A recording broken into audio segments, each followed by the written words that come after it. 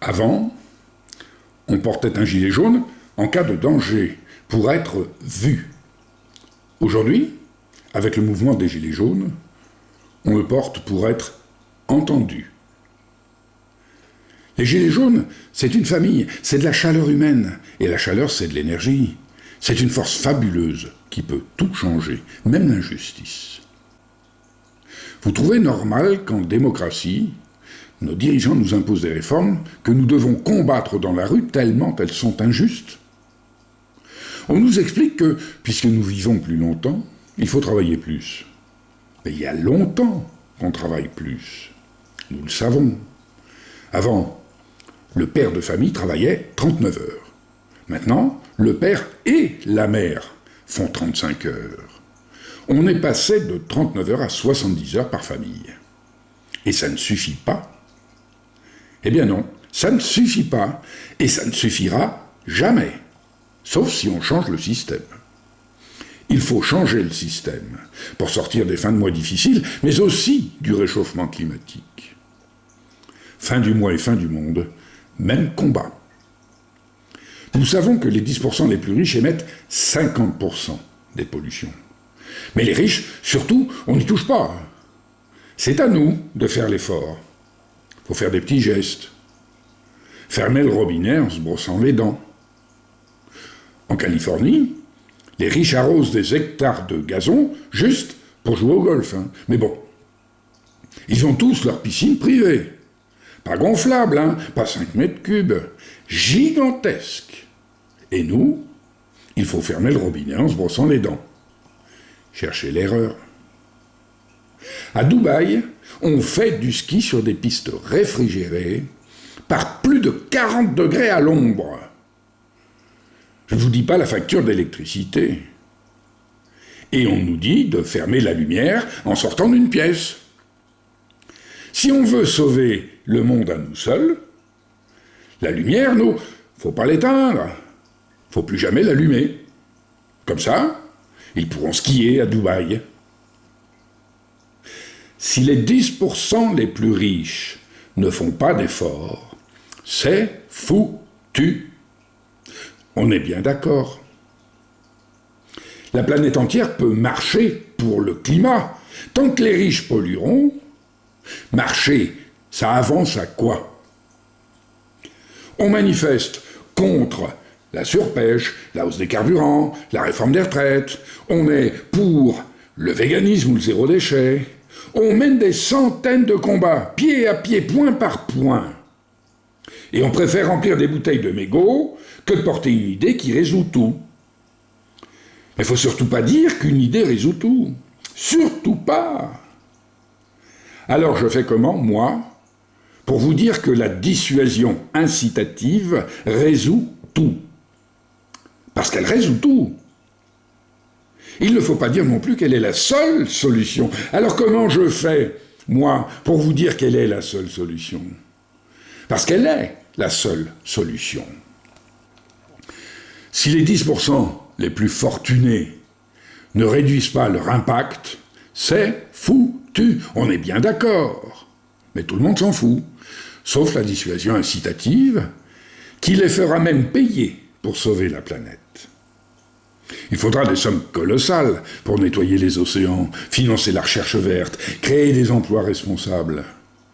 Il faut récupérer l'argent là où il est, dans la poche des riches.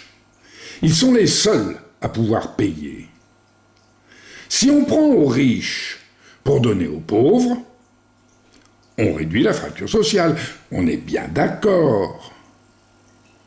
Pour sortir du réchauffement climatique, il faut combattre la fracture sociale. C'est ça, la dissuasion incitative.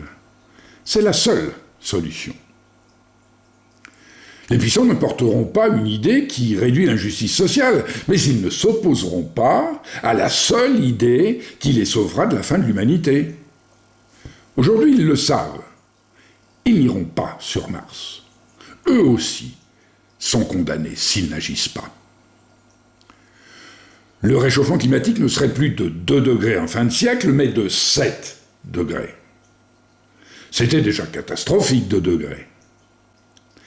Les climatologues disaient que ce seront nos enfants, ceux qui aujourd'hui jouent dans les cours de nos écoles, qui seront les victimes.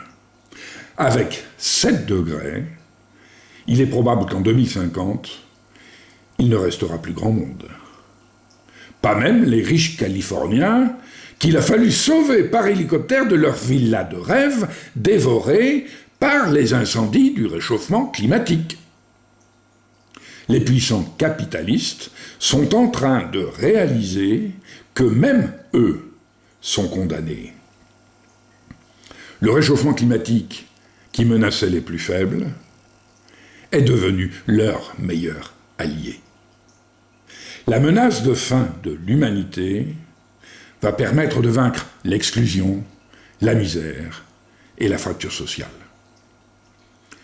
Quand je dis qu'une solution existe, je parle d'une solution incontournable. Une solution qui s'impose d'elle-même et à chacun, aussi bien aux riches qu'aux pauvres, aux gilets jaunes et à Emmanuel Macron, à l'altermondialiste et au capitaliste le plus abominable, car personne n'échappera à la fin de l'humanité si chacun ne fait pas sa part. Vous n'y croyez pas ?